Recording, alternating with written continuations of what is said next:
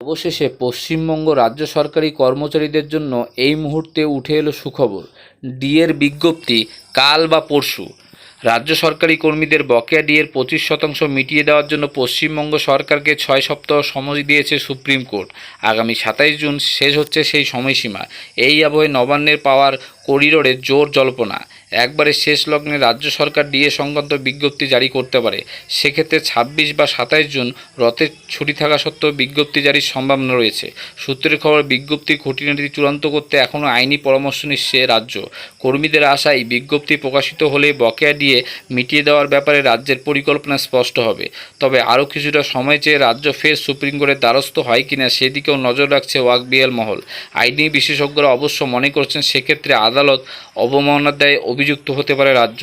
তাই গোটা বিষয়টি নিয়ে রাজ্য যথেষ্ট সতর্ক। আরও জানা গিয়েছে 27 জুনের মধ্যে 25% ডিএ মিটিয়ে দেওয়ার বিজ্ঞপ্তি জারি না হলে 28 তারিখে মুখ্য সচিব অর্থ সচিবকে ইমেল করে নোটিশ পাঠানোর প্রস্তুতি নিয়ে রাখছে রাজ্য সরকারি কর্মচারী সংগঠন। মূল মামলাকারী মলয় মুখোপাধ্যায় বলেন, নোটিশের খসড়া তৈরির কাজ চলছে। সরকারি বিজ্ঞপ্তি সন্তোষজনক না হলে নোটিশ ইমেল করা হবে মুখ্য সচিব এবং অর্থ সচিবকে।